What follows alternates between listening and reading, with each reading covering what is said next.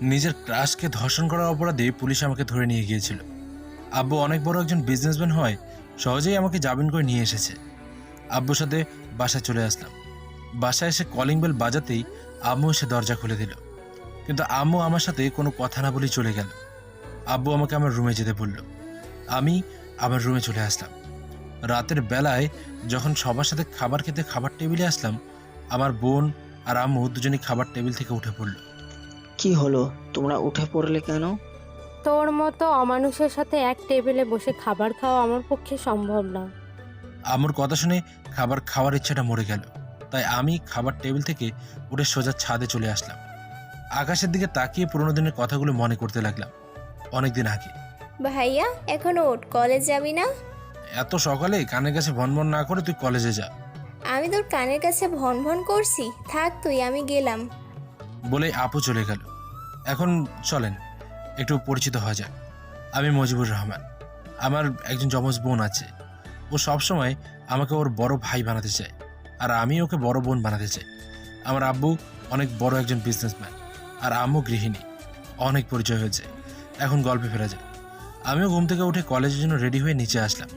আসলে আমি কলেজে গিয়ে পড়াশোনা করি না। আপু আর আমি দুজনেই একই ক্লাসে পড়ি। আমি প্রত্যেকবার এক্সামের সময় আপুর এখান থেকে দেখে দেখে লিখে নিই। আর আমার আপুটাও অনেক ঘুষখোর। ওকে সবসময় চকলেট, আইসক্রিম, ফুচকা এনে দিতে হয়। খাওয়া দাওয়া করে আমি কলেজে চলে আসলাম। কলেজে আমার একটা গ্যাং আছে। কলেজে আসতেই ওরা সবাই আমাকে সালাম দিল। আমার জন্য আমার আপুকে কোনো ছেলেই কোনোদিনও ডিস্টার্ব করতে পারে না। এটার জন্য আপু আমার উপর খুব রেগে যায়।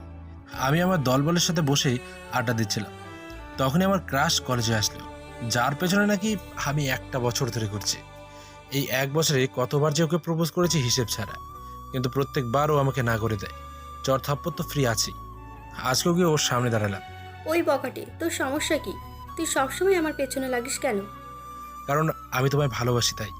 তোর মতো বকাটে ছেলেকে আমি কখনো ভালোবাসবো না। মনি আমাকে কথা শোনাচ্ছে, কিন্তু ওর দিকে আমার নজর নেই। আমার নজর অন্যদিকে, যেখানে নাকি আপু দাঁড়িয়ে আছে। আপুর সামনে একটা ছেলে দাঁড়িয়ে আপুর সাথে রাগান্বিতভাবে কথা বলছে। এক পর্যায়ে ছেলেটা আপুকে থাপ্পড় মেরে দিল। এটা দেখে তো আমার মাথায় রাগ উঠে গেল।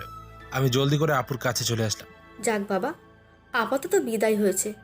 আমি সোজা ওই ছেলেটাকে দু তিনটে থাপ্পড় মেরে লাথি দিয়ে নিচে ফেলে দিলাম। ছেলেটাকে আমি বলতে লাগলাম, কুত্তার বাচ্চা, তোর কত বড় সাহস তুই আমার আপুর গায়ে হাত তুলিস? ভাইয়া ওকে ছেড়ে দে। ওর এত বড় সাহস ও তোর গায়ে হাত তোলে? ওকে তো আজকে আমি মেরেই ফেলবো। ও আমার বয়ফ্রেন্ড। তোর বয়ফ্রেন্ড আছে, কিন্তু তুই তো আমাকে কখনো বলিসনি। আর ও তোকে থাপ্পড় মারলো কেন? ওর সাথে আমার 3 বছরের রিলেশন, কিন্তু কিছুদিন ধরে ও আমাকে এড়িয়ে চলছে। ওকে কল দিলে কল কেটে দেয়, নয়তো কল বিজি বলে। ফেসবুকেও ওর কোনো খবর নেই, আমার সাথে যোগাযোগও করে না। তারপর আমি আমার এক বান্ধবীর কাছ থেকে জানতে পারি ও নাকি অন্য একটা মেয়েকে ভালোবাসে। এই জন্যই আজকে এই বিষয় নিয়ে ওর সাথে কথা কাটাকাটি হয়। ও আমাকে থাপ্পড় মারে। ও আমাকে ঠকিয়েছে ভাইয়া। তাহলে তুই ওকে বাঁচাচ্ছিস কেন? তুই আমাকে ছাড়, ওকে আমি মেরে তক্তা বানিয়ে দেবো। ভাই আমি ওকে খুব ভালোবাসি। কেন করলো ও আমার সাথে এরকম? আপু আমাকে জড়িয়ে ধরে কান্না করতে লাগলো। ওর কান্না দেখে আমিও কান্না করে দিলাম। আমি আপুর কান্না সহ্য করতে পারি না। এখন তুই আমার সাথে বাড়ি চল, এই ছেলেটাকে আমি পরে দেখছি। আমি আপুকে নিয়ে বাসায় চলে আসলাম। বাসায় আসার আগে আমার গ্যাংয়ের ছেলেদের বলে আসলাম ছেলেটাকে যাতে উঠিয়ে নিয়ে আসে। আমাকে আর আপুকে একসাথে বাসায় দেখে আম্মু একটু অবাকই হলো।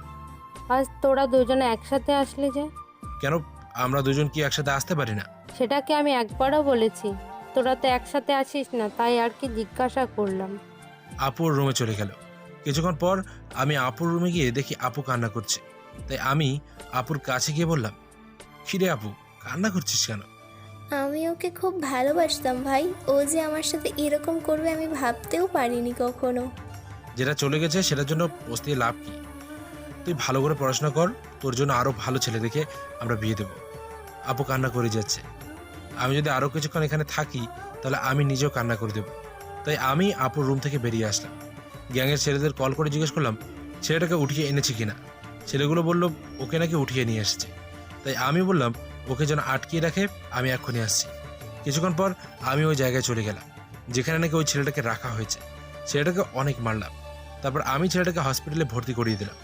আমি জানি না আপু কোথা থেকে যেন জেনে গেছে আমি ছেলেটাকে মেরেছি। তাই আপু হসপিটালে চলে আসলো আর এসে আমাকে 2-3টে থাপ্পড় মেরে বলল আমি ওকে কেন মেরেছি। তখনই ছেলেটার পরিবারের লোক আসলো আর এসেই একটা মেয়ে যা বলল তা শুনে আমি আর আপু দুজনেই মেয়েটার দিকে অবাক চোখে তাকিয়ে রইল, কারণ মেয়েটা বলল ও নাকি ছেলেটার বউ। আপু বুঝতে পারলো ছেলেটা আগে থেকেই বিবাহিত। আপু কাঁদতে কাঁদতে হসপিটাল থেকে বেরিয়ে গেল। আমিও আপুর পেছনে হসপিটাল থেকে বেরিয়ে আসলাম। আপুকে কোথাও দেখতে না পেয়ে সোজা বাসায় চলে আসলাম। বাসায় এসে দেখি আপু আবার কান্না করছে। আম্মু কি হয়েছে জিজ্ঞেস করায় আমি কথাটা ঘুরিয়ে নিলাম। আপুকে অনেক বোঝানোর পর আপু মনে হয় বুঝলো। এভাবে দেখতে দেখতে আরও বেশ কিছুদিন কেটে গেল। ও আপনাদের তো বলতে ভুলে গেছি, আমি কি নিয়ে পড়াশোনা করছি। আমি ইঞ্জিনিয়ারিং নিয়ে পড়াশোনা করছি। আজকে কলেজে যাওয়ার সাথে সাথেই একটা ছেলে এসে বলতে লাগলো, ভাই ভাবিকে দেখছি একটা ছেলের সাথে ওই পুকুর পাড়ে বসে আছে। এই কথাটা শুনে তো আমার মাথায় রাগ উঠে গেল। আমিও জলদি করে পুকুর পাড়ে চলে আসলাম। দেখলাম মনি একটা ছেলের কাঁধে মাথা রেখে বসে আছে। আমি গিয়ে সোজা ওই ছেলেটার পিঠ বরাবর একটা লাথি মারলাম। ছেলেটা উল্টে পড়ে গেল। ছেলেটার দিকে তাকিয়ে তো আমি একটু অবাক হয়ে গেলাম, কারণ এটা আর কেউ না, আপুর এক্স। সালা স্যাসরা ওই দিন কীভাবে মেরেছে ওকে, তারপরেও আবার মেয়েদের পেছন ঘুরে। ছেলেটাকে আবার মারতে লাগলাম। তখনই মনি এসে আমাকে সরিয়ে দিল। আমার গালে ঠাস করে একটা থাপ্পড় মেরে দিয়ে বলল, তোমাকে আমি কতবার বলবো যে আমি তোকে ভালোবাসি না? আমি ওকে ভালোবাসি, আর আমি তোর মতো কোনো বকাটে মাস্তানকে কখনো ভালোবাসতে পারবো না, যে নাকি রাস্তার কুকুরের মতো মেয়েদের পেছনে পড়ে থাকে। দোষটা তোর না, তোর বাবা মার। ওনারাই হয়তো তোকে ভালো শিক্ষা দিতে পারেনি। আমাকে আরও কিছু কথা শুনিয়ে ছেলেটাকে উঠিয়ে ওখান থেকে চলে গেল। মনির কথাগুলো শুনে অনেক কষ্ট লাগলো। আমি বকাটে, তাই না? ঠিক আছে, কালকে তোকে দেখাবো এই বকাটে কি করতে পারে। ভালোবেসে তোকে তো পায়নি, এখন দেখ তোর সাথে কি হয়। পরের দিন মনির জন্য রাস্তায় অপেক্ষা করছি। এই জায়গাটা পুরো নির্জন। কিছুক্ষণ পর মনিকে আসতে দেখলাম। আমি কিছু না বলে মনিকে জোর করে গাড়িতে উঠিয়ে আমার গেস্ট হাউসে নিয়ে আসলাম। মনিকে টানতে টানতে একটা রুমে নিয়ে আসলাম। মনি ছোটার জন্য ছটফট করছে, কিন্তু ওকে আমি ছাড়ছি না। ওকে রুমের ভিতর নিয়ে গিয়ে দরজাটা বন্ধ করে দিলাম। মনি আমার কাছে হাত জোর করে অনুরোধ করতে লাগলো যাতে আমি ওকে ছেড়ে দিই, কিন্তু আমার কানে ওর কথা পৌঁছচ্ছে না। আমার শরীরে মনে হচ্ছে কোনো একটা নর পশু প্রবেশ করেছে। আমি মনির উপর ঝাঁপিয়ে পড়লাম। প্লিজ আমাকে ছেড়ে দে, আমার এত বড় ক্ষতি করিস না। আমি কারোর সামনে মুখ দেখাতে পারবো না। মনি আমাকে ধাক্কা দিয়ে খাট থেকে উঠে পড়ল। রুম থেকে বেরিয়ে যাওয়ার আগেই আমি ওকে ধরে ফেললাম। ওকে আমি দেয়ালের সাথে চেপে ধরলাম। এবার মনি আরও জোরে জোরে চিৎকার করতে লাগলো, কিন্তু আজকে ওর চিৎকার শোনার জন্য এখানে কেউ আসবে না, কারণ এই জায়গাটা নির্জন। মনির পুরো শরীর কাঁপছে। ওকে এভাবে দেখে হিতাহিত জ্ঞানশূন্য হয়ে গেছি। মনি আমার কাছ থেকে ছোটার অনেক চেষ্টা করছে। এক পর্যায়ে আমি মনির ঠোঁটে লম্বা একটা কিস করলাম। কিস করে ছেড়ে দিতেই মনি আমার মুখে থুতু দিল। এটার জন্য তো আমার রাগ আরও বেশি করে উঠল। তাই আমি মনির ঠোঁটে আরও জোরে একটা কিস করি। এত জোরে কিস করার ফলে মনির ঠোঁট কেটে যায়। মনি ব্যথায় চিল্লিয়ে উঠল। ওর ঠোঁট দিয়ে রক্ত পড়ছে। এবার আমি টেনে ওর জামা ছিঁড়ে ফেললাম। মনি নিজেকে বাঁচানোর জন্য অনেক চেষ্টা করছে, আমার কাছে অনেক আকুতি মিনতি করছে, কিন্তু আমার কানে কোনো কথাই ঢুকছে না। তারপর আমি মনিকে আবার খাটের উপর তুলে দিলাম। কিস করার বদলে ওর শরীরে কামড়াতে লাগলাম। এরপর আমি যা করলাম সেটা আমি কখনো চিন্তা করতে পারিনি। আমার কাজ শেষ হয়ে গেলে আমি ওয়াশরুমে চলে গেলাম। এদিকে মনি খাটের ওপর বসে কান্না করছে। ওয়াশরুমে যাওয়ার পরেই আমার হুঁশ পেল। কি করলাম আমি এটা? আমি আমার ভালোবাসার মানুষের সাথে এটা কি করে করতে পারলাম? এটার জন্য কি মনি আমাকে কখনো ক্ষমা করতে পারবে? এসব ভাবতে ভাবতেই ওয়াশরুম থেকে বেরিয়ে পড়লাম। ওয়াশরুম থেকে বেরিয়ে একটু আশ্চর্যই হয়ে গেলাম, কারণ আমার রুমে পুলিশ দাঁড়িয়ে আছে। কিন্তু এখানে পুলিশ আসলে কী করে? পুলিশের সাথে মনির এক বান্ধবীকে দেখতে পেলাম। মনির বান্ধবী ওকে একটা জামা দিয়ে দিল। মনি দাঁড়িয়ে কান্না করতে লাগলো। স্যার, এই নরপশুটা মনির সাথে এরকম করেছে, আপনারা ওকে নিয়ে যান।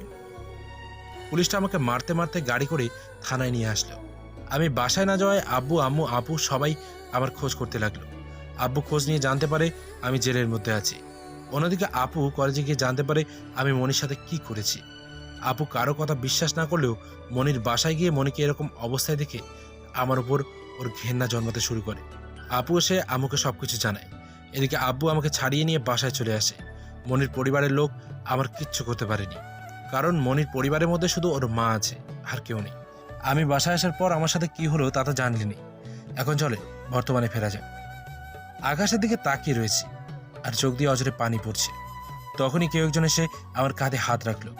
আমি পিছন দিকে ফিরে দেখি আমার আব্বু। আমি আব্বুকে দেখেই জড়িয়ে ধরে কেঁদে দিলাম। আব্বু, আমি কি এতটাই খারাপ যে আমাকে একটু ভালোবাসা যায় না? আমি একটা সিদ্ধান্ত নিয়েছি। কি আব্বু? আমি মনির আম্মুর সাথে কথা বলেছি।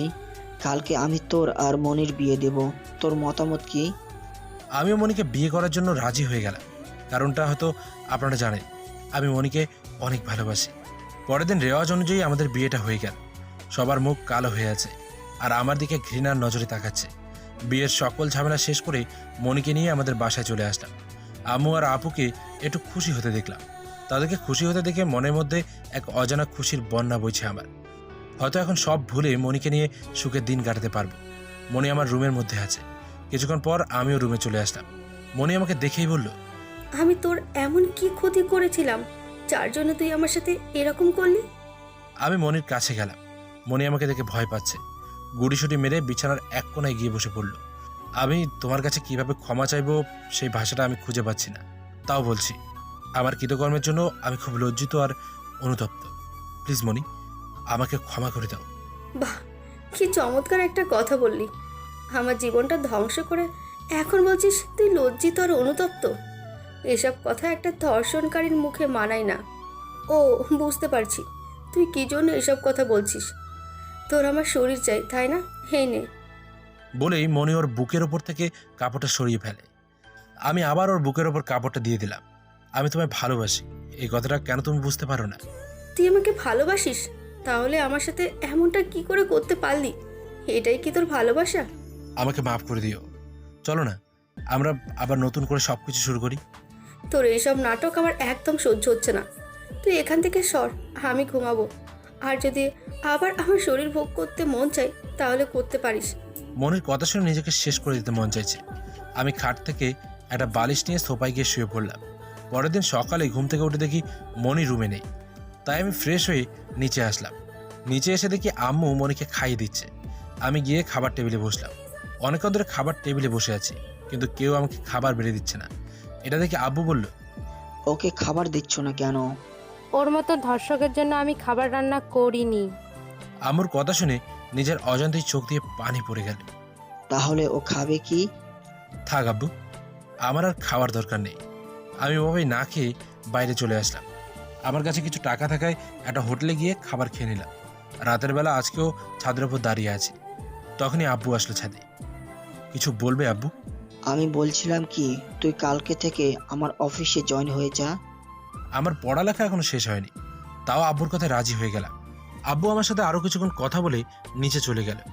আমিও আরও কিছুক্ষণ ছাদে থেকে নিচে চলে আসলাম। রুমে এসে দেখি মনি মোবাইলে কি যেন করছে। আজকেও আমি সোফায় ঘুমিয়ে পড়লাম। পরের দিন আবার খাবার টেবিলে বসার সাথে সাথেই আব্বু আমাকে খাবার খেতে দিল না। তাই আমিও আর খাবার না খেয়ে আব্বুর সাথে অফিসে চলে আসলাম। আব্বু অফিসের সবার সাথে আমার পরিচয় করে দিল। ভালো করে অফিসের দিনটা কেটে গেল। হোটেল থেকে রাতের খাবার খেয়ে আমি মনির জন্য ফুচকা নিয়ে আসলাম, কারণ মনি ফুচকা খেতে অনেক পছন্দ করে। বাসায় এসে মনির হাতে ফুচকাগুলো দেওয়ার সাথে সাথেই মনি ফুচকাগুলো ছুঁড়ে ফেলে দিল। তুই ভাবলি কি করে তোর মতো একজন ধর্ষকের হাতের কিছু খাবো আমি? আম্মু আর আপুর অবহেলায় যত কষ্ট না পাই, তার চেয়ে দ্বিগুণ কষ্ট লাগে যখন মনির ধর্ষক বলে। মনির কথার জবাবে আমি শুধু চুপ করে থাকলাম। ওর কথার কোনো উত্তর আমার কাছে নেই।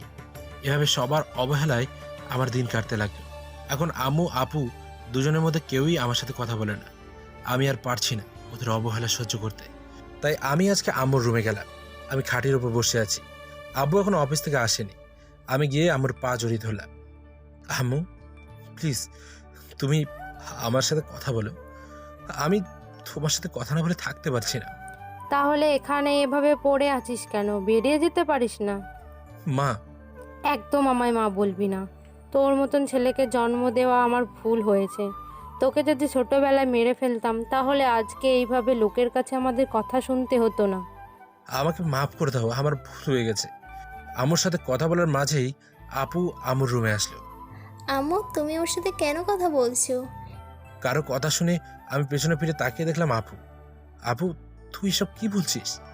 ঠিকই বলেছি, তুই কখনো আমাদের সাথে কথা বলবি না। ঠিক আছে বলেই আমি আমার রুম থেকে চলে আসলাম। কষ্টে বুকটা ফেটে যাচ্ছে। আমি কখনো সিগারেট খাইনি, কিন্তু আজকে দোকান থেকে গিয়ে এক প্যাকেট সিগারেট কিনে নিয়ে আসলাম। তারপর ছাদে বসে পুরো প্যাকেটটা খালি করে দিলাম। প্রথমবার খেয়েছি তো, তাই তাই শরীরটা কেমন যেন লাগছে। তাই আমি রুমে এসে জলদি ঘুমিয়ে পড়লাম। এভাবে কাটতে লাগলো আমার দিন।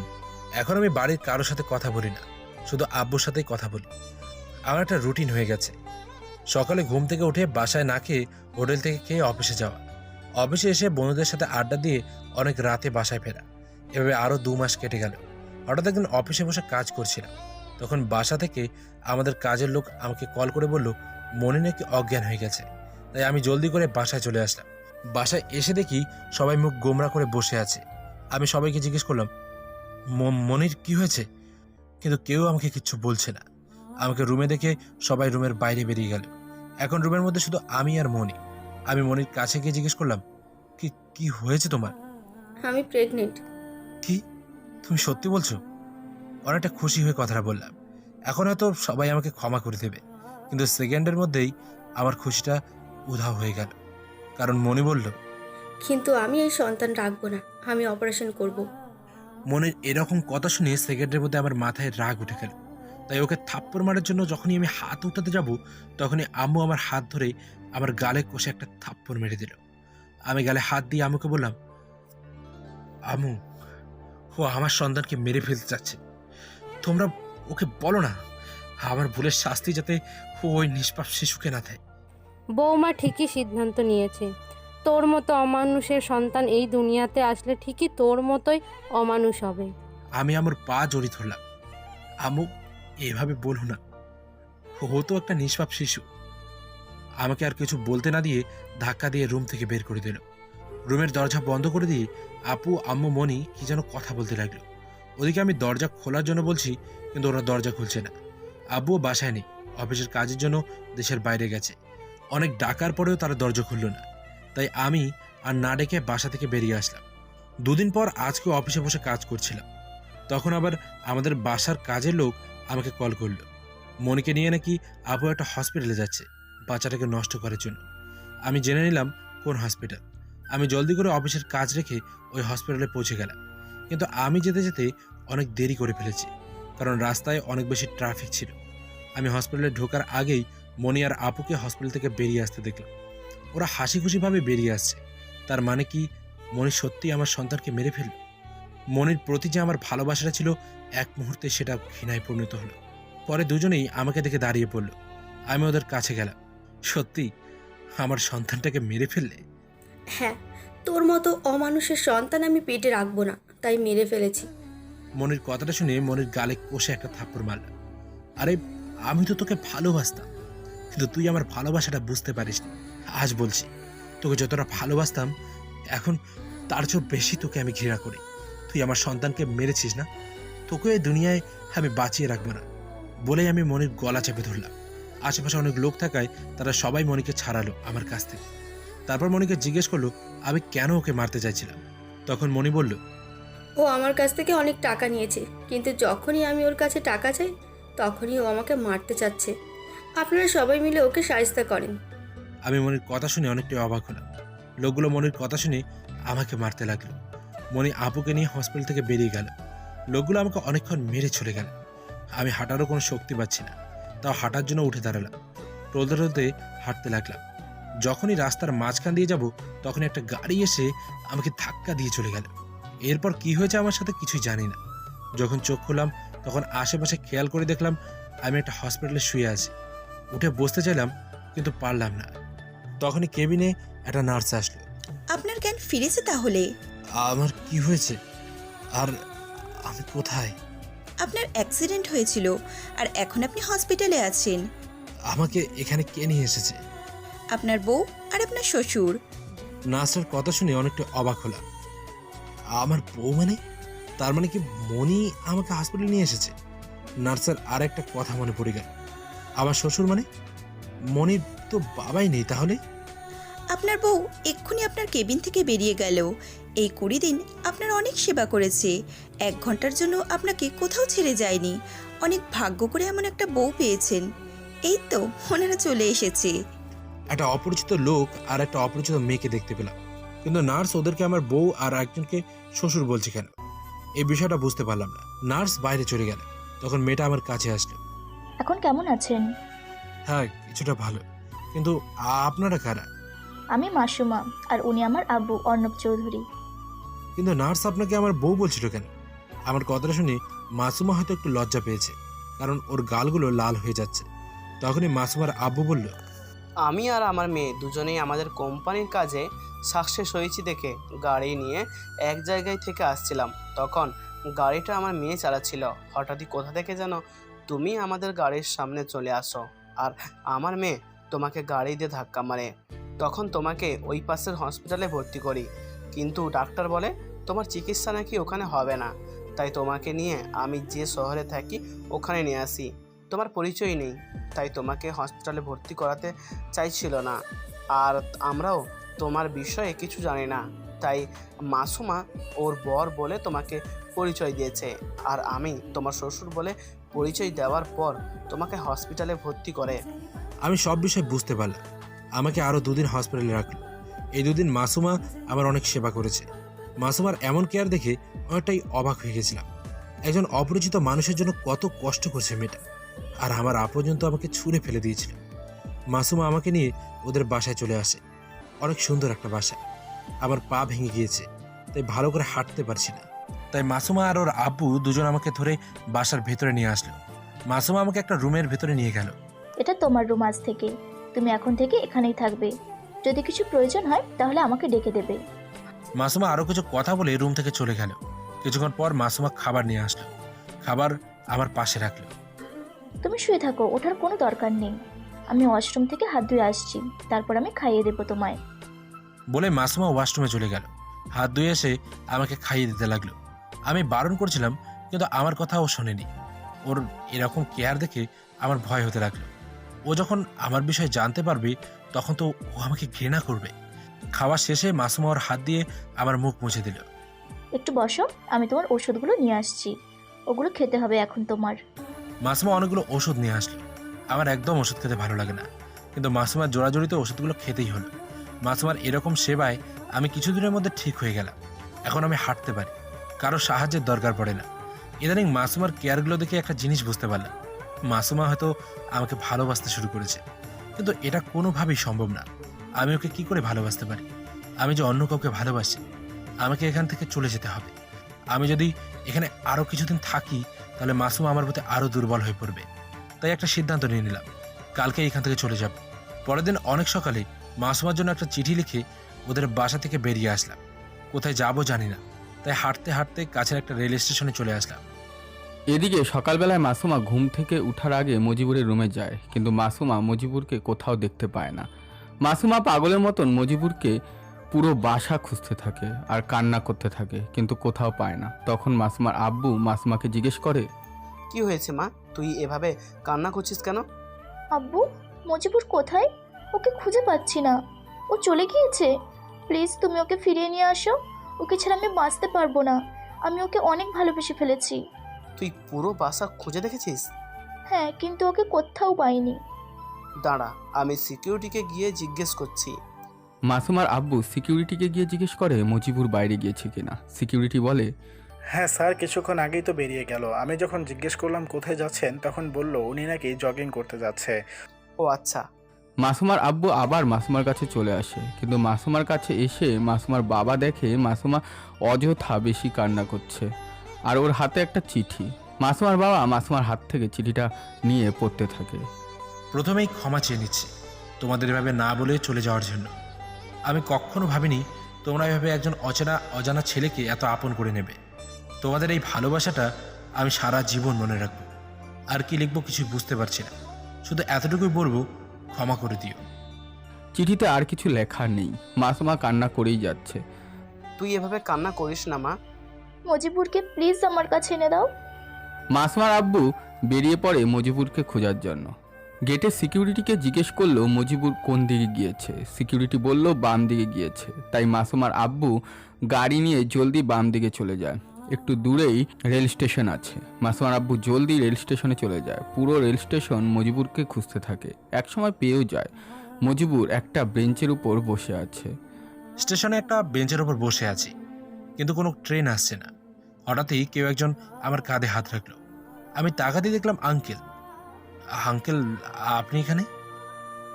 কেন মা, আসলে কি খুব ভালো হতো? আমি চুপ করে মাথা নিচু করে দাঁড়িয়ে আছি। কি হলো, কথা বলছো না কেন? তুমি জানো, তুমি চলে আসো, আমার মেয়েটা কেঁদে শেষ হয়ে যাচ্ছে। বাবা, তুমি চলো আমার সাথে। কিন্তু আঙ্কেল, এটা কি করে সম্ভব? কি সম্ভব আর কি সম্ভব না সেটা পরে দেখা যাবে, এখন চলো আমার সাথে। আঙ্কেলের অনেক জোরাজুরিতে আমি আবার আঙ্কেলের বাসায় চলে আসলাম। আমাকে দেখে মাসুমা আঙ্কেলের সামনেই আমাকে জড়িয়ে ধরে কাঁদতে লাগলো। আমি মাসুমাকে ছাড়ানোর চেষ্টা করছি, কিন্তু ও আমাকে শক্ত করে জড়িয়ে ধরে রেখেছে। প্লিজ আমাকে ছেড়ে যেও না, আমি তোমাকে অনেক ভালোবাসি, তোমাকে ছাড়া বাঁচতে পারবো না। আমি অনেক কষ্ট করে মাসুমাকে আমার থেকে সরালাম। তারপর মাসুমাকে একটা সোফায় বসিয়ে আমি নিচে বসে পড়লাম। দেখো মাসুমা, এটা কোনোভাবে সম্ভব না। কেন? কারণ আমার জীবনে এমন কিছু ঘটনা ঘটে গেছে যেটা জানলে তুমি আমাকে ঘৃণা করবে। তোমার সাথে কি হয়ে গিয়েছে তাতে আমার কিচ্ছু আসে যায় না। এখন আমি তোমাকে ভালোবাসি, আর এটাই আমি জানি, আর তোমাকেও আমাকে ভালোবাসতে হবে। তুমি আমার কথা কেন বোঝার চেষ্টা করছো না? আমি কিচ্ছু বুঝতে চাই না, আমি শুধু তোমাকে চাই। আমি বিবাহিত। কথাটা বলার সাথে সাথেই মাসুমা চুপ হয়ে গেল। কি হলো, এখন বলো কিছু। আমি বিশ্বাস করি না। তুমি বিশ্বাস না করলেও এটাই যে সত্যি। তোমার সাথে কি হয়েছিল আমাদের বলো, আমরা শুনবো। আমি মাসুমাকে আর আঙ্কেলকে সবকিছু বললাম, আমার সাথে কি কি হয়েছিল। তোমার অতীতি নিয়ে আমার কোনো সমস্যা হবে না, আমি তোমাকে বিয়ে করতে চাই। আমার বিষয় সব জানার পরেও তুমি আমাকে বিয়ে করবে? হ্যাঁ। মাসুমাকে অনেকভাবে বোঝানোর চেষ্টা করলাম, কিন্তু মাসুমা বোঝার কোনো নামই নিচ্ছে না। ওর সাথে না পেরে উঠে আমিও রাজি হয়ে গেলাম, কিন্তু আমার দুটো শর্ত রয়েছে। কি? আগে তুমি তোমার পড়ালেখা শেষ করবে। তোমার এক্সামের আর কতদিন আছে? আরও 4 মাস। ঠিক আছে, তাহলে আমাদের বিয়েটা 4 মাস পরে হবে। আর আমাকে গিয়ে আগে মনিকে ডিভোর্স দিয়ে আসতে হবে। ঠিক আছে, আমি রাজি, কিন্তু এই 4 মাস তুমি কি করবে? কি করবে? আর আমার অফিস দেখাশোনা কি বাবা, পারবে না? পারবো আঙ্কেল। এখন তো সব কিছু ঠিক আছে, তাহলে এখন যাই, গিয়ে ফ্রেশ হয়ে সকালের নাস্তা করে নাও। এখন পর্যন্ত তুই কিছু খাসনি।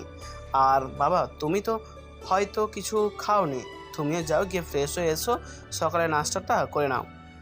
আপনারা হয়তো ভাবতে পারেন আমি এত সহজে বিয়ের জন্য কিভাবে রাজি হয়ে গেলাম। আসলে মাসুমার এরকম কেয়ার দেখে আমি ওর প্রেমে পড়ে গেছি। মনির আগে যে কেন মাসুমার সাথে দেখা হলো না? মাসুমার সাথে যদি আগে দেখা হতো তাহলে ওর সাথে প্রেম করে বিয়ে করতাম। মাসুমার চেহারাটা দেখতে অনেক মায়াবী, যে কেউ ওর প্রেমে পড়তে বাধ্য হবে। আর কিভাবে যে আমার মতো একটা ছেলে প্রেমে পড়লো সেটাই ভাবছি। এভাবেই দেখতে দেখতে 3 মাস কেটে গেল। এখন আমি আঙ্কেলের অফিস দেখাশোনা করি। কোনো বড় মিটিং হলেও আঙ্কেল আমাকে পাঠায়। আঙ্কেল আর মাসুমাকে নিয়ে আমি এখন অনেক সুখেই আছি। মাসুমার জ্বালাতন তো আছেই। প্রত্যেক রবিবার ওকে ঘুরতে নিয়ে যেতে হবে আমাকে। রবিবার ঘুরতে না নিয়ে গেলে পুরো বাসায় তুলকালাম লাগিয়ে দেয়। মাসুমাকে আমি এখন অনেক ভালোবাসি। মাসুমার ভালোবাসায় আমি মনিকে এখন প্রায় ভুলেই গেছি, কিন্তু মাঝে মাঝে আব্বু আমার কথা মনে পড়ে খুব। আজকে অফিসে বসে কাজ করছিলাম, তখন আঙ্কেল এসে বলল, কালকে আমাদের কোম্পানিতে কিছু লোক আসবে, একটা অনেক বড় মিটিং আছে। এই নাও কালকের মিটিংয়ের ফাইল। কালকে তুমি মিটিংয়ে সব কিছু স্থাপন করবে। আশা করছি তুমি তোমার বেস্টটা দিবে। এই মিটিংটা যদি তুমি ভালো করে করতে পারো তাহলে আমরা অনেকগুলো ডিল পাবো। ঠিক আছে আঙ্কেল। আঙ্কেল আমাকে ফাইলটা দিয়ে চলে গেল। আমি ফাইলটা দেখতে লাগলাম। পুরো ফাইল দেখার আগেই অফিস ছুটি হয়ে গেল, তাই আমি ফাইলটা নিয়ে বাসায় চলে আসলাম। বাসায় এসে কলিং বেল বাজানোর সাথে সাথে মাসুমা দরজা খুলে দিল। এটা নতুন না, ডেইলি মাসুমাই দরজা খুলে দেন। তারপর আমি মাসুমার কপালে একটা চুমু দিয়ে আবার রুমে চলে আসলাম। এটা ওর একটা বায়না, অফিস থেকে এসে ওর কপালে চুমু দিতেই হবে। একদিন চুমু না দিলে আমার সাথে আর কথাই বলে না। রুমে এসে জামা কাপড় খুলে ফ্রেশ হয়ে নিলাম। তারপর আবার ফাইলটা খুলে দেখতে লাগলাম। তখন মাসুমা আমার রুমে আসলো। কি করছো? এই তো ফাইল দেখছিলাম। কালকে একটা মিটিং আছে তো, তাই এই ফাইলটা দেখতে হচ্ছে। এই নাও তোমার গ্রিন টি। আমি একটা মুচকি হাসি দিয়ে মাসুমার এখান থেকে গ্রিন টি নিয়ে নিলাম। ধন্যবাদ। তুমি তাহলে ফাইল দেখো, আমি আসি। বলেই মাসুমা চলে গেল। মাসুমা একদম একজন বউয়ের মতো দেখাশোনা করে। আবার আমি এমনই একজন বউ চেয়েছিলাম, কিন্তু পাইনি। কিন্তু এখন মনে হচ্ছে এরকম একজনকে পেয়ে গেছি। ওকে কখনো হারিয়ে যেতে দেব না। মাসুমা এখন আমাকে আগের থেকে অনেক বেশি ভালোবাসে। আপনাদের সাথে কথা বলতে বলতে আমার ফাইল দেখাও শেষ। রাতের খাবার খেয়ে এসে ঘুমিয়ে পড়ল। আজকে একটু জলদি ঘুমিয়ে গেছি, কারণ কালকে কোম্পানিতে মিটিং আছে, সকালে জলদি উঠতে হবে। সকালে কারো ডাকে ঘুম ভেঙে গেল।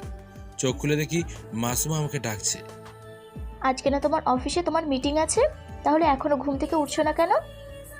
কয়টা বাজে? এই তো মাত্র 9:20। কি এত বেলা হয়ে গেছে আর তুমি আমাকে এখন ডাকছো? ও হ্যালো, আমি তোমার বউ না, বুঝলে? আগে বউ বানাও, তারপর এভাবে বলিও। খুব জলদি বানাবো। মাসুমা দু গালে টান দিয়ে এক ধরে বাথরুমে চলে আসলাম। ফ্রেশ হয়ে জলদি রেডি হয়ে একটু খাবার খেয়ে অফিসে চলে আসলাম। অফিসে আসতেই ম্যানেজার বলল, যারা আসার কথা তারা নাকি চলে এসেছে। আমি জিজ্ঞেস করলাম আঙ্কেল কোথায়? ম্যানেজার বলল আঙ্কেল নাকি মিটিং রুমে আছে। তাই আমি ফাইলটা নিয়ে জলদি মিটিং রুমে চলে আসলাম। রুমে এসে সবাইকে সালাম দিলাম।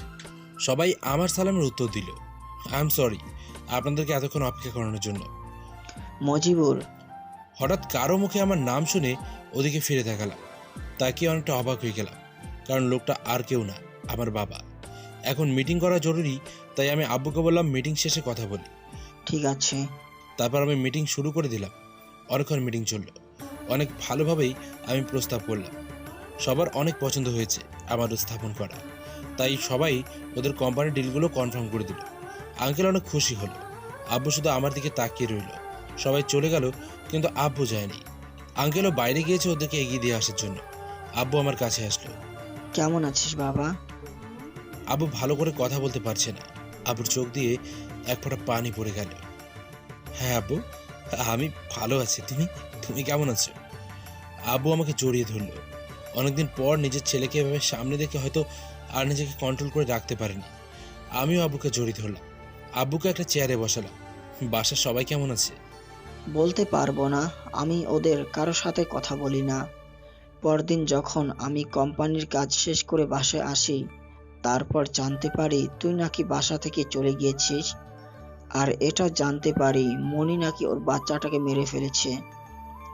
তাই ওকেও আমি বাসা থেকে বের করে দেই। যেখানে আমার ছেলেই বাসায় নেই, সেখানে কোথা থেকে আসলো আমার ছেলের বউ? তুই আমার সাথে চল বাসায়। তোর আব্বু আর আম্মু ওদের ভুলটা বুঝতে পেরেছে। তুই না করিস না বাবা। বাবা হয়ে আমি তোর কাছে এটা অনুরোধ করলাম। আমাদের কথা বলার মাঝখানে আঙ্কেল চলে আসলো। মজিবুর, তুমি কি রহমান সাহেবকে চিনো? হ্যাঁ, উনি আমার বাবা। আসলে ওই দিন আমি আমার আব্বুর পরিচয় আঙ্কেল আর মাসুমাকে দিইনি। আর আব্বু উনি হচ্ছে। হ্যাঁ আমি জানি, কিন্তু ওনার সাথে তার পরিচয় কিভাবে হলো? আমি আব্বুকে সবকিছু বললাম। মাসুমার বিষয়েও বলেছি। কিছুদিন পর যে মাসুমাকে বিয়ে করবো এটাও বলেছি। আমাকে আমার বৌমাকে দেখাবি না? তুমি চলো আমার সাথে। তুই যাবি তো আমার সাথে বাসায়? হ্যাঁ যাব। ওখানে তো আমার যেতে হবে। ওখানে যে আমার অনেক বড় একটা কাজ রয়ে গেছে। কি কাজ? সেগুলো পরে জানতে পারবে। এখন চলো। আমি আব্বুকে নিয়ে আঙ্কেলের বাসায় চলে আসলাম। মাসুমার সাথে আব্বুর পরিচয় করিয়ে দিলাম। মাসুমাকে এটাও বলেছি যে আজকে আমি আব্বুর সাথে বাসায় যাব। তখন মাসুমা বলল, আমিও তোমার সাথে যাব। না, কিছুদিন পর তোমার পরীক্ষা। এখন তোমার কোথাও যাওয়া হচ্ছে না। কবে নিয়ে যাবে তোমার বাসায়? একটা কাজ করলে কেমন হয়? কি কাজ? আমাদের দুজনের বিয়েটা যদি আমাদের বাড়িতে হয় তাহলে কেমন হবে? সেটা তো আরো অনেক ভালো হবে। ওখানে আম্মু আপু সবাই আছে। ঠিক আছে, তাহলে তুমি আর আঙ্কেল তোমার পরীক্ষার পর ওখানে চলে আসো। একেবারে বিয়ে করে তোমাকে নিয়ে এখানে আসবো। মাসুমা আমার গালে একটা চুমু দিয়ে রুম থেকে চলে গেল। পাগলি একটা। শুধু তোমার পাগলি। দরজার ওপাশ থেকে বলল, মনে হয় আমার কথাটা শুনে নিয়েছে। আমি আব্বুর সাথে যেতাম না, শুধু একটা কারণে যাচ্ছি। সেটা হলো মনিকে ডিভোর্স দেওয়ার জন্য। ডিভোর্স পেপার আমি রেডি করে রেখেছি, এখন শুধু সাইন করতে হবে। কালকে আব্বু আর আমি দুজনেই আমাদের বাসায় যাব। রাতের খাওয়া দাওয়া করে আজকে রুমে এসে শুয়ে পড়লাম। তখনই কেউ একজন আমার রুমে ঢুকলো। আমি মোবাইলের লাইট অন করে দেখলাম এটা আর কেউ না, মাসুমা। মাসুমা, তুমি এ সময় এখানে যে? মাসুমা এসে আমাকে জড়িয়ে ধরে বলল, আমার না খুব ভয় করছে। কেন? ওখানে গিয়ে যদি তুমি আমাকে ভুলে যাও। ধুর পাগলি, তোমাকে কে বললো আমি তোমাকে ভুলে যাব? আমি তোমার আছি আর তোমারই থাকবো। মাসুমা আমাকে আরো শক্ত করে জড়িয়ে ধরলো। খুব ভালোবাসি তোমায়। আমিও আমার এই পাগলিটাকে অনেক ভালোবাসি।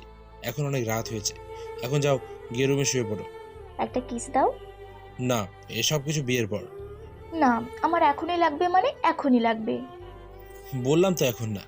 ও আর কিছু বলতে না দিয়ে ওর ঠোঁট দুটো আমার ঠোঁটের সাথে মিলিয়ে দিল। কি হলো? সরিয়ে দিলে কেন? আর একটু করি না, আমার তো ভালোই লাগছিল।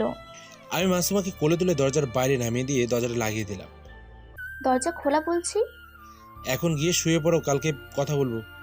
মাসুমা রাগে ফুসতে ফুসতে চলে গেল, আর আমিও শুয়ে পড়লাম। সকালবেলা নাস্তা করে আমি আর আব্বু আমাদের বাড়ির উদ্দেশ্যে বেরিয়ে পড়লাম। অনেকক্ষণ জার্নি করার পর আমি আর আব্বু দুজনে আমাদের বাসায় চলে আসলাম। আব্বু গিয়ে কলিং বেল বাজালো, আম্মু দরজাটা খুলে দিল। আব্বুকে দেখে ভেতরে আসতে বলল। আমি আব্বুর পেছনে ছিলাম, তাই হয়তো আমাকে দেখতে পায়নি। আম্মু বাসার ভেতরে চলে গেল। কি হলো, দাঁড়িয়ে আছিস কেন? চল। আমি আব্বুর পিছনেই বাসার ভেতরে ঢুকলাম। এখনো আম্মু আমাকে দেখতে পায়নি। আমার সাথে কে এসেছে দেখবে না? আব্বুর কথাগুলো শুনে আম্মু অনেকটাই অবাক হলো, কারণ আমি চলে যাওয়ার পর থেকে আব্বু আম্মু আর আপুর সাথে কথা বলাই ছেড়ে দিয়েছিল। আম্মু অবাক হয়ে পেছনে তাকিয়ে পড়ল। তোমার সাথে আবার কে আসবে? কথাটা বলে আম্মু যখন আব্বুর পেছনে তাকালো তখন আমাকে দেখতে পেল। আম্মু আমাকে দেখেই এসে আমাকে জড়িয়ে ধরে কেঁদে দিল। আমাকে মাফ করে দে বাবা, আমি মা হয়েও তোকে বুঝতে পারিনি, তোকে অনেক কষ্ট দিয়েছি। না মা, আমি তোমাদের উপর রেগে নেই, আমি তোমাদের মাফ করে দিয়েছি। তখন ওপর থেকে আপুকে নিচে আসতে দেখলাম। আপু আমাকে দেখতে পেয়ে সিঁড়ির মধ্যে দাঁড়িয়ে গেল। আপু ভাবতে লাগলো ও কি স্বপ্ন দেখছে নাকি বাস্তবে। আমি ওর সামনে দাঁড়িয়ে আছি এটা জানার জন্য ও নিজের গায়ে একটা চিমটি কাটলো। আহ, ব্যথা লাগছে, তার মানে এটা সত্যি? ভাই, আপু জলদি করে নেমে আমার কাছে চলে আসলো। ভাই কেমন আছিস তুই? কে আপনি? তুই আমাকে চিনতে পারছিস না? আমি তোর আপু। আপনি হয়তো কোনো একটা ভুল করছেন, আমার কোনো বোন নেই। ভাই আমাকে মাফ করে দে। কিসের মাপ চাইছেন আপনি? আপনি কি কোনো ভুল করেছেন নাকি? ভাই তুই আমার সাথে এভাবে কথা বলছিস কেন? আবু, আমি কি আমার রুমে যেতে পারি? হ্যাঁ যা। আমি আমার ব্যাগটা নিয়ে আমার রুমে চলে আসলাম। আম্মু, ভাই আমার সাথে এভাবে কথা বললো কেন? ওর কথা শুনে মনে হচ্ছিল ও আমাকে চিনেই না। তুই ওর সাথে কি কি করেছিলি ও সব ভুলে গিয়েছিস? ওর জন্যই হয়তো এখন তোর ওপরে রাগ করে আছে। ওর রাগ ভাঙা গিয়ে তাহলেই হবে। ফ্রেশ হয়ে আমি আমার বন্ধুদের সাথে দেখা করতে চলে গেলাম। কিছু দূরেই একটা দোকান আছে যেখানে নাকি আমরা সব বন্ধুরা মিলে আড্ডা দিতাম, তাই আমি ওখানে চলে গেলাম। দোকানের সামনে গিয়ে বিকিকে দেখতে পেলাম। আমি ওর কাঁধে হাত রাখলাম। কি বে? আরে এভাবে চমকে উঠলি কেন? আমাকে কি চিনতে পারছিস না? আরে মজিবুর, তুই এতদিন কোথায় ছিলি? আরে ওসব অনেক কাহিনী, তোকে অন্য একদিন বলবো নি। এখন সবগুলো হারামিকে কল দিয়ে আসতে বলে এখানে। ওদেরকে আমি কল দিয়ে বলেছি এখানে আসতে, ওরা এক্ষুনি চলে আসবে। বলতে বলতে সবগুলো হারামি চলে আসলো। আমাকে দেখেই সবগুলো একসাথে আমাকে জড়িয়ে ধরলো। কি করছিস? ছাড়, মেরে ফেলবি নাকি? কেমন আছিস?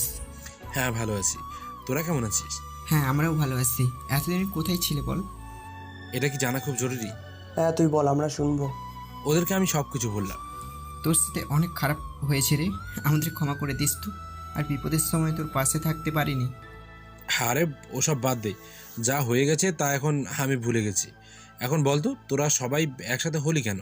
আর বলিস না, আজকে ভিকির গার্লফ্রেন্ড লাভলির বিয়ে। কি বলছিস, সত্যি নাকি? কি রে ভিকি, তাহলে আমাদের ট্রিট দে। আগে আমার পুরো কথাটা শুন, বিয়েটা ভিকির সাথে না, অন্য একটা ছেলের সাথে হচ্ছে। এই জন্যই তো ভাবি ওর কাঁধে হাত রাখার সাথে সাথেই কেন এভাবে লাফিয়ে উঠলো। লাভলির কথা ভাবছিলি তাই তো? হ্যাঁ, আমি ওকে অনেক ভালোবাসি, ওকে না পেলে আমি মরে যাব। আমি বিকির গালে একটা থাপ্পড় মারলাম। তুই মরে গেলে কি লাভলিও তোর সাথে মরে যাবে? তাহলে এখন আমি কি করব বল? লাভলি কল দিয়ে বলেছে বিয়ের আগে যদি ওকে আমি গিয়ে নিয়ে না আসি তাহলে ও আত্মহত্যা করবে। তুই যে লাভলিকে ভালোবাসিস এটা তোর বাবা মাকে বলেছিস? হ্যাঁ, আমার আব্বু আম্মু রাজি, কিন্তু লাভলির আব্বু রাজি না। কেন? কারণ আমি বেকার। আজকে কয়টায় বিয়ে? রাত 8টা-9টা হবে। তাহলে ঠিক আছে, তুই লাভলিকে কল দিয়ে রেডি হয়ে থাকতে বল। সন্ধ্যার সময় ওকে ওর বাসা থেকে গিয়ে নিয়ে আসবো। কিন্তু কিভাবে? তুই ওসব আমার উপর ছেড়ে দে। তুই এখন লাভলিকে কল দে, ওর সাথে আমি কথা বলবো। ঠিক আছে। বিকি আর লাভলির রিলেশনটাও অনেক আগে থেকেই। আজকে বাসায় এসে যে এরকম একটা কথা শুনতে পারবো তা আমি ভাবতেও পারিনি। বিকি আর লাভলি দুজনকে অনেক ভালোবাসে। এই নে কথা বল। হ্যালো। আসসালামু আলাইকুম ভাইয়া। ওয়ালাইকুম আসসালাম। জি ভাইয়া, বলেন কি বলবেন? তুমি কি সত্যি বিকির সাথে পালিয়ে আসতে চাও? হ্যাঁ ভাইয়া, আমি ওকে অনেক ভালোবাসি, ওকে ছাড়া আমি বাঁচতে পারবো না। প্লিজ আপনি কিছু একটা করেন। ঠিক আছে, তাহলে তুমি সন্ধ্যা 6টার সময় রেডি হয়ে বাসা থেকে বেরিয়ে আসবে। গেটের বাইরে আমরা তোমার জন্য অপেক্ষা করব। কিন্তু কেউ তো গেটের বাইরে আসতে দেবে না আমাকে। তুমি বলবে তোমার এক বান্ধবী এসেছে, তুমি তাকেই আনতে গেটের বাইরে যাচ্ছ। ঠিক আছে। আমি কলটা কেটে বিকির হাতে ফোনটা দিয়ে দিলাম। এখন তো 5টা বাজার, মাত্র 1 ঘন্টা সময় আছে। কিভাবে কি হবে? আমরা এখন গাড়ি পাবো কই? আমার আব্বুর কি গাড়ির অভাব আছে নাকি? তোরা এখানে থাক, আমি বাসা থেকে গাড়ি নিয়ে আসছি। আমি আবার বাসায় চলে আসলাম। আব্বু, আসতে পারি? হ্যাঁ আয়। কিছু বলবে কি? তোমার গাড়ির চাবিটা দাও তো। কেন? এখন বলা যাবে না, এসে বলবো। এই নে। আমি আব্বুর এখান থেকে গাড়ির চাবি নিয়ে আবার বন্ধুদের কাছে চলে আসলাম। গাড়ি কোথায়? এই তো। কোথায়? ও শিট, আব্বুর এখান থেকে গাড়ির চাবি নিয়ে সোজা তোদের কাছে চলে এসেছি। গাড়ি আনতেই ভুলে গেছি। আমি আবার বাসায় গিয়ে গাড়ি নিয়ে চলে আসলাম। চল এখন। ওরা সবাই গাড়িতে উঠে বসলো। সবাই লাভলিদের বাসার সামনে চলে আসলাম। লাভলিকে কল দিয়ে আসতে বল। বিকি লাভলিকে কল দিল। কি হলো, জলদি আসো। আমার রুমে অনেক লোক, বেরোতে পারছি না। তোমরা কিছুক্ষণ অপেক্ষা করো। ঠিক আছে। কি বলল? অপেক্ষা করতে বলছে। তখনই গেট দিয়ে বরের গাড়ি ঢুকতে দেখলাম। বড় তো চলে এসেছে, বিয়ের পর কি আসবে নাকি জিজ্ঞেস করতো। দেওয়ালের ওপর দিয়ে কাউকে একজনকে আসতে দেখলাম। দেওয়ালের ওপাশে চলে গেল। এটা আর কেউ না, লাভলি। ও মাই গড, এই মেয়ে দেখি দেওয়ালও টপকাতে পারে। কি হলো, আপনারা সবাই আমার দিকে এভাবে তাকিয়ে আছেন কেন? না, ভাবছি আপনি দেয়ালও টপকাতে। এসব পরে বলা যাবে, এখন জলদি চলেন। কোথায় যাব এখন আমরা? আগে কাজী অফিসে যাব, তোদের বিয়ে দিতে হবে এক্ষুনি। লাভলি ওঠো। লাভলি গাড়িতে উঠে পড়লো। আমি গাড়ি ছেড়ে দিলাম। ওদিকে বিয়ের জন্য লাভলিকে আনার জন্য ওর বান্ধবীরা যখন লাভলির রুমে যায়, তখন রুমে লাভলিকে দেখতে পায় না। তখন রুমে লাভলিকে দেখতে না পেয়ে লাভলির আব্বুকে গিয়ে কথাটা বলে। কথাটা শুনে লাভলির আব্বু লাভলিকে খোঁজার জন্য জলদি করে বেরিয়ে পড়ে। লাভলির আব্বুর সাথে লাভলির যার সাথে বিয়ে হওয়ার কথা ছিল, সেই ছেলেটাও লাভলির আব্বুর সাথে আসে। আমরা কাজী অফিসে চলে এসে আগে লাভলি আর বিকির বিয়েটা দিয়ে দিলাম। কাজী অফিস থেকে বেরোনোর সাথে সাথেই দেখলাম লাভলির আব্বু দাঁড়িয়ে আছে। লাভলি ভয় পেয়ে বিকির হাত চেপে ধরল। কি করব এখন? তুই চিন্তা করিস না, আমি আছি। আমি আঙ্কেলের কাছে গেলাম। দেখেন আঙ্কেল, আমাকে আর কিছু বলতে না দিয়ে আমার গালে একটা ঠাস করে থাপ্পড় মেরে দিয়ে বলল, তোমরা নিজেকে কি ভাবো? হ্যাঁ, আমার মেয়েটাকে কেন একটা বেকার ছেলের সাথে বিয়ে করিয়ে দিলে? আঙ্কেল, ওরা দুজন দুজনকে ভালোবাসে। ভালোবাসা দিয়ে সংসার চলে না। সংসার চলার জন্য একটা চাকরির দরকার পড়ে, যেটা নাকি ওর নেই। ওর যদি চাকরি হয় তাহলে কি আপনি এই বিয়েটা মেনে নেবেন? ভেবে দেখবো। ঠিক আছে, তাহলে আমি আমার আব্বুর কোম্পানিতে ওর একটা চাকরির ব্যবস্থা করে দিচ্ছি। কে তোমার আব্বু? রহমান গ্রুপ অফ ইন্ডাস্ট্রিজের মালিক রহমান সাহেব আমার আব্বু। আমার মেয়েটার বিয়ে যদি ওর সাথে দিয়ে দেই তাহলে এর কি হবে? আঙ্কেল ওই ছেলেটাকে দেখিয়ে দিয়ে বলল। আমি ওই ছেলেটার কাছে গিয়ে বললাম, দেখেন ভাই, বিয়েটা তো 1-2 দিনের ব্যাপার নয়। ওরা দুজন দুজনকে ভালোবাসে। এখন যদি লাভলি আপনাকে বিয়ে করে, তাহলে না আপনি সুখে থাকবেন আর না লাভলি। এদিকে আরেকজন দেবদাস হয়ে ঘুরত। আপনি যদি ওকে বিয়ে করতেন তাহলে একটানা 3-3টে জীবন নষ্ট হয়ে যেত। এখন আপনি বলেন, ওদের বিয়েটা দিয়ে কি আমি ঠিক করেছি নাকি ভুল? আমি আগে জানতাম না যে লাভলির বয়ফ্রেন্ড আছে। যদি জানতাম তাহলে অবশ্যই বিয়েটা করতে আসতাম না। আর তুমি ওদের বিয়েটা দিয়ে কোনো খারাপ কাজ করনি। আর আঙ্কেল, আপনি ওদেরকে মেনে নেন, এতে আমার কোনো আপত্তি নেই। তোমাকে অনেক অনেক ধন্যবাদ ভাই। তারপর আর কি, আঙ্কেলও লাভলি আর বিকিকে মেনে নিল। থ্যাংক ইউ দোস্ত, তোর জন্যই আজকে সব কিছু হতে পারলো। তোকে যে আর কি বলে ধন্যবাদ দিব বুঝতে পারছি না। আর ধন্যবাদ দিতে হবে না, এখন তোর বিয়ের খাবার খাবো। আমাদের সবাইকে এখন তোর খাওয়াতে হবে। চল। সবার সাথে খাওয়া দাওয়া করে বিকি আর লাভলিকে বিকের বাসায় নিয়ে আসলাম। আঙ্কেল আন্টি অনেক খুশি লাভলির মতো এরকম একটা বৌমা পেয়ে। এখন বিকিকে নিয়ে ছাদের ওপর বসে আছি। অনেকক্ষণ সবাই মিলে ছাদের ওপর আড্ডা দিলাম। অনেক আড্ডা দেওয়া হয়েছে, এখন বেচারাকে বাসর ঘরে যেতে দে। সবাই মিলে বিকিকে বাসর ঘরের সামনে নিয়ে আসলাম। ওরা বাসর করুক, আমাদের আর এখানে থাকার দরকার নেই, চল। সবাই চলে আসলাম। সবাই নিজের নিজের বাসায় চলে গেল, আর আমিও আমার বাসায় চলে আসলাম। বাসায় আসতেই আম্মু জিজ্ঞেস করলো, এত রাত পর্যন্ত কোথায় ছিলি? আমি কোথায় ছিলাম না ছিলাম সেটা জানা কি খুব জরুরি? আগে তো জানতে চাইতে না আমি কি করছি, কোথায় যাচ্ছি, কিছু খেয়েছি কিনা, তাহলে এখন কেন? আম্মু উত্তর দেওয়ার আগেই আমি রুমে চলে আসলাম। আম্মু, আমার মনে হয় ভাইয়া এখন আমাদের উপর রেগে আছে। না, এটা রাগ না, এটা অভিমান। আমরা সবাই ওর সাথে খারাপ ব্যবহার করেছি, তার জন্য ও এইভাবে আমাদের সাথে কথা বলছে। রুমে এসে আমার মোবাইলটা হাতে নিতেই তো অবাক। মোবাইলে 100টা প্লাস মিস কল দেখাচ্ছে, সবগুলো কল মাসুমারি। আসলে আমি বাসা থেকে যাওয়ার সময় মোবাইলে চার্জ ছিল না, তাই মোবাইলটা চার্জে রেখে গিয়েছিলাম। আমি মাসুমাকে কল দিলাম, সাথে সাথেই কলটা রিসিভ করে ফেললাম। কি হয়েছে তোমার? কল রিসিভ করছো না কেন? আরে কিছু হয়নি। তাহলে কল রিসিভ করছো না কেন? আরে মোবাইলে চার্জ ছিল না, তাই মোবাইলটা সাইলেন্ট করে চার্জে বসিয়ে এক জায়গায় গিয়েছিলাম। কোথায় গিয়েছিলে? আমি মাসুমাকে সব কিছু বললাম। তুমি জানো আমি তোমার ওখানে যাওয়ার জন্য রেডি হয়ে গেছি। এখানে আসার জন্য রেডি হয়েছো মানে? তুমি কল রিসিভ করছিলে না, তো তাই ভাবলাম তোমার আবার কিছু হয়ে যায়নি তো? আরে কিছু হয়নি। মাসুমের সাথে আরও অনেকক্ষণ কথা বলে কল কেটে দিলাম। তখন আপু আসলো আমার রুমে। কিছু বলবেন? আম্মু খাবার খাওয়ার জন্য ডাকছে। আমি খেয়ে এসেছি, আপনারা গিয়ে খেয়ে নিন। হঠাৎ করে আপু এসে আমার পা ধরে কান্না করে দিল। আমি আগেও বলেছি আমি আপুর কান্না সহ্য করতে পারি না, অনেক কষ্ট করে নিজেকে কন্ট্রোল করে রেখেছি। আমাকে মাফ করে দে ভাই, তোর এরকম ব্যবহার আমি সহ্য করতে পারছি না। নিজেকে শেষ করে দিতে মন চাইছে। আগে আমার পা ছাড়। না, আগে তুই বল আমাকে ক্ষমা করে দিয়েছিস। যা, ক্ষমা করে দিলাম, এখন তো ওঠ। তাহলে এখন খেতে চল। না রে, এখন খেতে পারবো না, অনেক কিছু খেয়েছি অলরেডি। তোরা খেয়ে ঘুমিয়ে পড়। আপু রুম থেকে চলে গেল আর আমিও ঘুমিয়ে পড়লাম। আমি বাসায় এসেছি এই কথাটা কিভাবে যেন মনি জেনে গেল। সকালে আমি ঘুম থেকে উঠতেই মনিকে আমার রুমে দেখতে পেলাম। ওকে দেখেই আমার রাগ উঠে গেল। তুই আমার রুমে কি করছিস? এটা আমার বরের রুম, আমি আসতে পারি। বর মানে? কে তোর বর? কেন তুমি? তুই ভাবলি কি করে তোর মতো খুনিকে আমি বউ হিসাবে মানবো? আমার অনেক বড় ভুল হয়ে গেছে, আমাকে ক্ষমা করে দাও। আমি তোমার ভালোবাসাটা বুঝতে পারিনি। শোন, তোর এসব ন্যাকা কান্নায় আমার মন গলাতে পারবি না।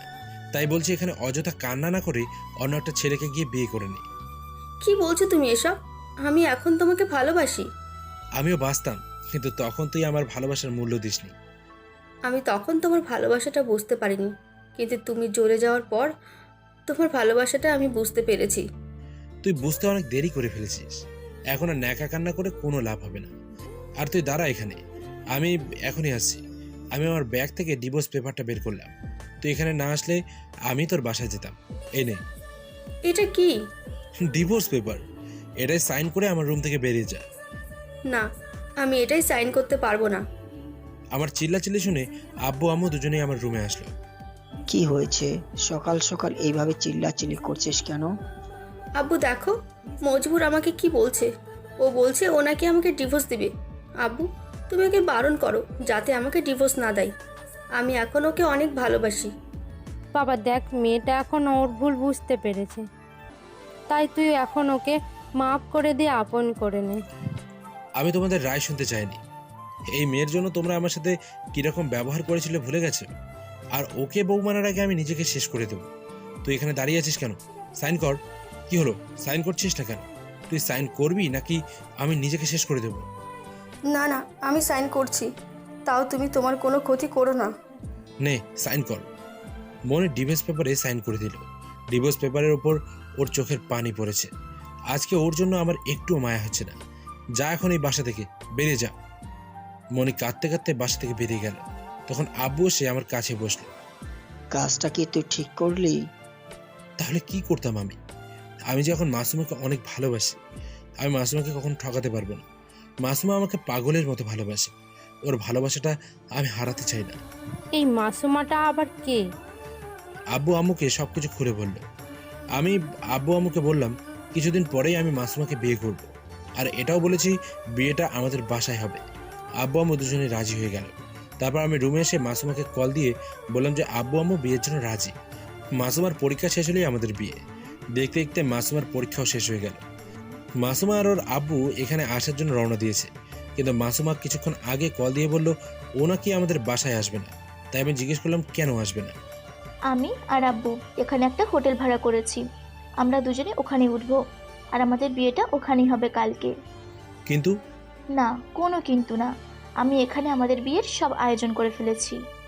ঠিক আছে, তাহলে আমি আব্বু আম্মুকে গিয়ে সবকিছু বলছি। ওকে। আমি কল কেটে দিয়ে আব্বু আম্মুকে সবকিছু বললাম। ওনারা মাসুমার কথায় সম্মতি দিয়েছে, তাই আমিও আর কিছু বলিনি। আমার সকল বন্ধুদের কল করে বলে দিয়েছি। এখন আমি স্টেজে বসে আছি। এদিকে কাজী কি যেন বলছে। কাজী কি বলে এ বিষয়ে আমার এত কিছু জানা নেই, তাই লিখতে পারিনি। এর জন্য আমি অনেক দুঃখিত। কাজী আমাকে কবুল বলতে বলল, কিন্তু একটা নাম শুনে আমি একটু অবাকই হলাম। তাই আমি কাজীকে জিজ্ঞেস করলাম, কি নাম বললেন আরেকবার বলুন তো।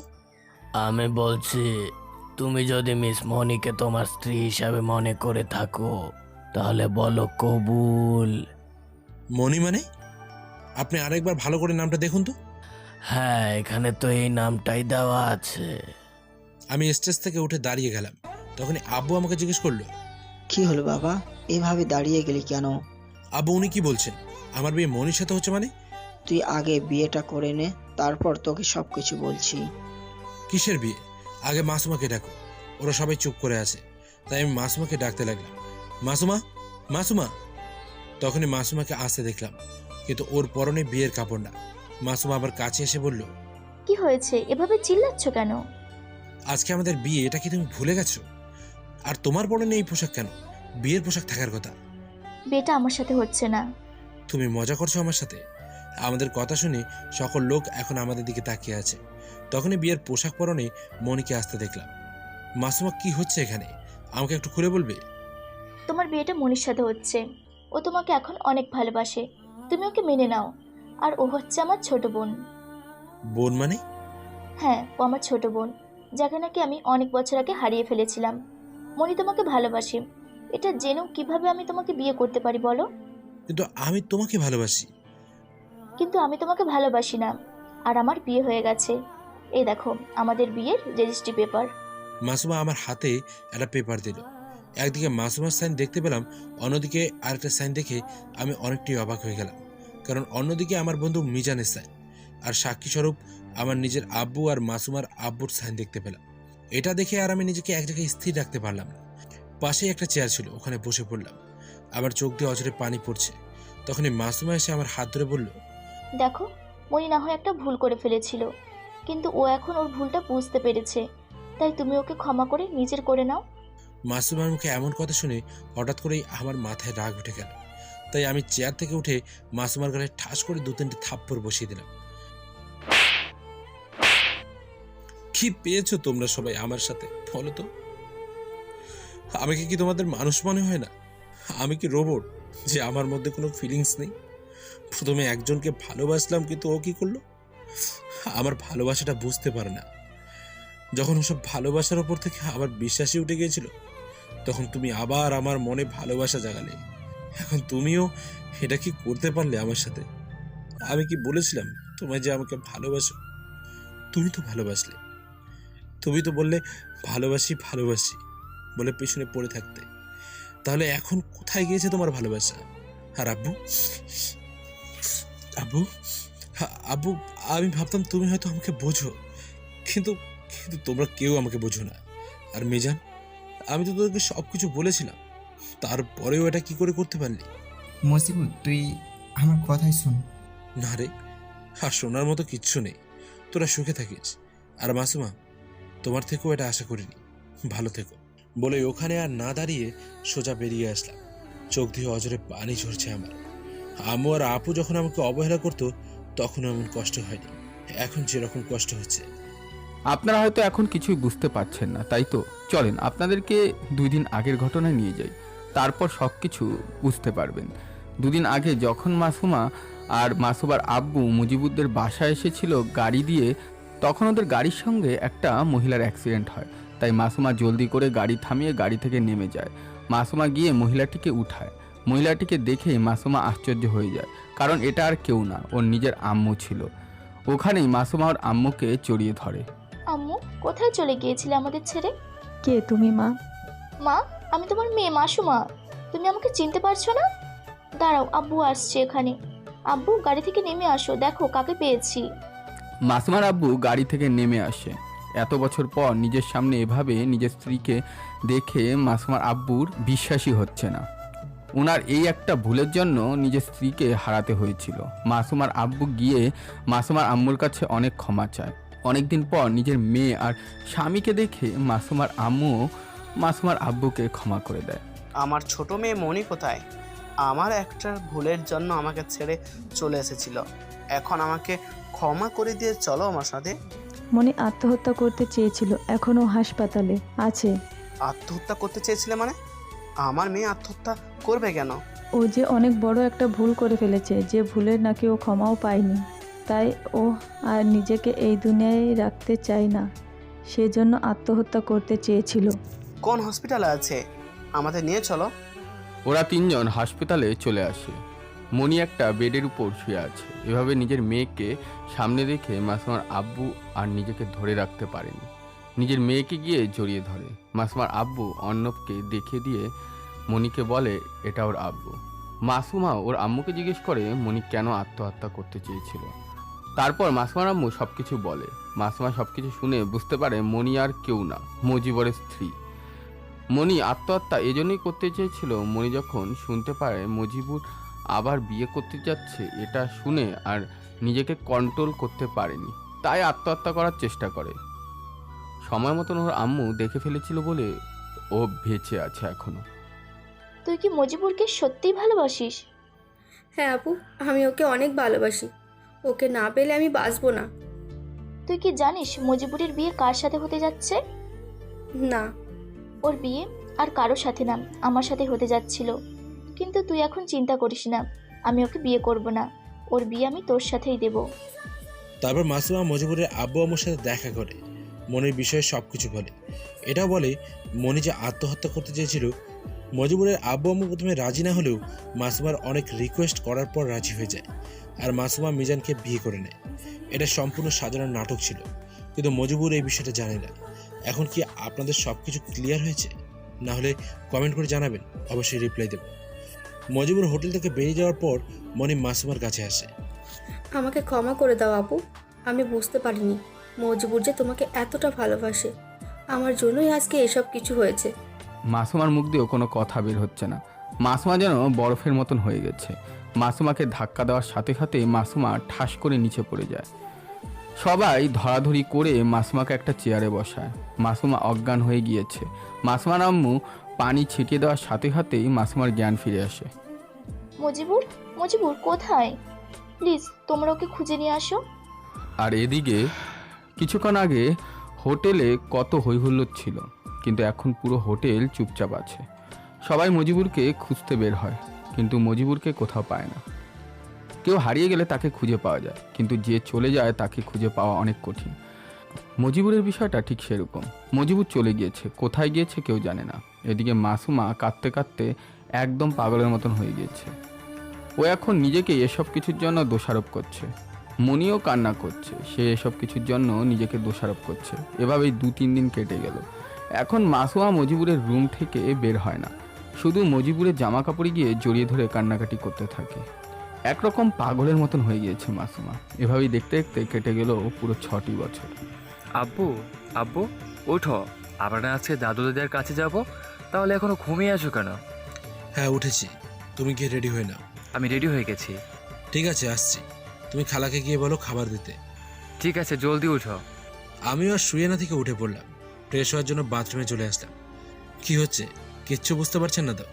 চলেন ফ্রেশ হতে হতে আপনাদের সব কিছু বলি। ওই দিন আমি বাসা থেকে বেরিয়ে সোজা একটা রেল স্টেশনে চলে আসি। রেল স্টেশনে আসার সাথে সাথেই একটা ট্রেন আসে আর আমিও ওটাতে উঠে পড়ি। তারপর এখানে চলে আসি। এখানে এসে একটা কোম্পানিতে কাজ করতে শুরু করেছি। কিছুদিন ধরে ঈশান ও দাদা দাদির কাছে যাওয়ার জন্য বায়না ধরেছে, তাই ওকে নিয়ে আজকে বাসায় যাব। ঈশান হচ্ছে আমার ছেলে, সাথেই থাকেন, সব কিছু জানতে পারবেন। আপনাদের সাথে কথা বলতে বলতে আমার ফ্রেশ হওয়া হয়ে গেছে। রুমে এসে একদম রেডি হয়ে খাবার খেতে আসলাম। খালা খাবার দাও। আব্বু, আজকে আমি তোমাকে খাইয়ে দিই। সবসময় তো তুমি আমাকে খাইয়ে দাও। ঠিক আছে, তুমি আমাকে খাইয়ে দাও আর আমি তোমাকে খাইয়ে দিচ্ছি। খালা খাবার বেড়ে দিল। আমি আর ঈশান দুজনেই খাবার খেয়ে নিলাম। এখন চলো তাহলে। খালা তুমি বাসা দেখে রেখো, আমি খুব জলদি চলে আসবো। খালার কাছ থেকে বিদায় নিয়ে আমরা দুজনেই এয়ারপোর্টে চলে আসলাম। 1টার সময় ফ্লাইটের অ্যানাউন্সমেন্ট হয়ে গেছে। আমি আর ঈশান দুজনেই ফ্লাইটে গিয়ে বসলাম। অনেকক্ষণ পর ফ্লাইট টেক অফ করলো। এক হাতে ঈশানের হাত ধরে রেখেছি আর এক হাতে ব্যাগ। এয়ারপোর্ট থেকে বেরিয়ে আসলাম।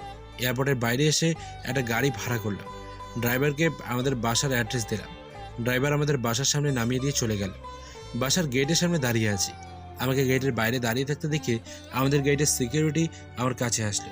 ছোট সাহেব, আপনি এত বছর পর হ্যাঁ আঙ্কেল, আপনি কেমন আছেন? হ্যাঁ, আমি ভালো আছি। ওকে। আমার ছেলে, এখন গেট খুলুন, বাসার ভেতরে যাব, পরে আপনার সাথে কথা বলছি। হ্যাঁ হ্যাঁ, খুলছি এক্ষুনি। সিকিউরিটি গেট খুলে দিল আর আমি বাসার ভেতরে চলে আসলাম। বাসার দরজার সামনে দাঁড়িয়ে আছি। কি হলো, কলিং বেল বাজাও।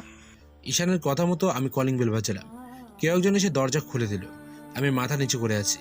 মাথা উপরে উঠিয়ে দেখলাম এটা আর কেউ না, আমার আম্মু। আম্মু আমাকে এভাবে দেখে হতবাক হয়ে দাঁড়িয়ে আছে। কেমন আছো আম্মু?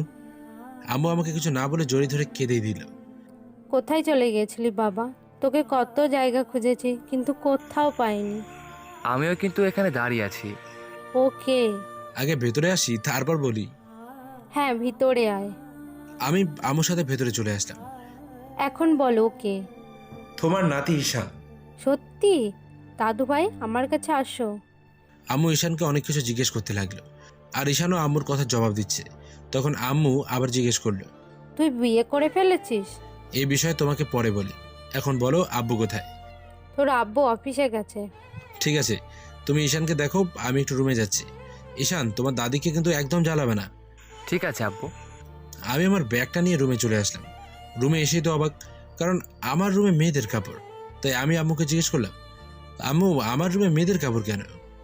কিছুক্ষণ অপেক্ষা কর, তুই নিজেই বুঝতে পারবি তোর রুমে মেয়েদের কাপড় কেন। আমি ব্যাগটা রেখে হাত মুখ ধোয়ার জন্য বাথরুমে গেলাম। বাথরুম থেকে এসে মোবাইল দেখছি।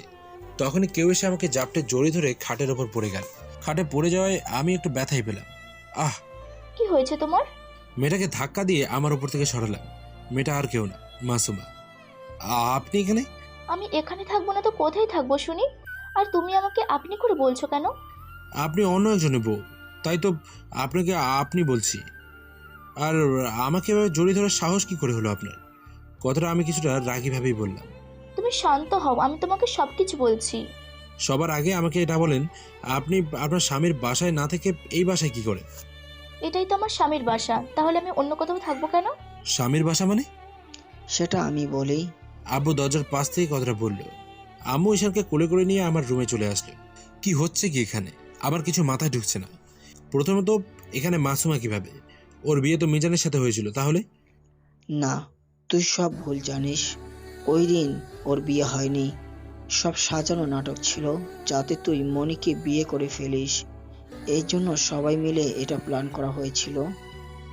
ও বুঝলাম, কিন্তু মাসুমা ওরা আব্বু আম্মুর সাথে না থেকে এখানে কি করছে? ওনারা কেউ বেঁচে নেই। একটা গাড়ি অ্যাক্সিডেন্টে মাসুমের আব্বু আম্মু সাথে মনি, তারা তিনজনই মারা যায়। কথা শুনে অনেকটাই খারাপ লাগলো। মেয়েটা একসাথে ওর পুরো ফ্যামিলিকে হারিয়ে ফেললো। তখনই মাসুমা আবার বলল, আমাকে মাফ করে দাও, আমি জানতাম না তুমি যে এভাবে আমাদের ছেড়ে চলে যাবে। এমনিতেই মাসুমা আর ফ্যামিলিকে হারিয়ে অনেক কষ্ট পেয়েছে, তাই ওকে আর কষ্ট দিতে চাইলাম না। যাও, তোমাদের সবাইকে মাফ করে দিলাম, এখন তো ঠিক আছে। আব্বু, উনি কে? ঈশান আমার কোলে এসে কথাটা বলল, এটা হচ্ছে তোমার দাদু ভাই, আর এটা হচ্ছে তোমার আন্টি। ওহো, ও তো তোমার ছেলে। হ্যাঁ। তুমি বিয়ে করেছো? না।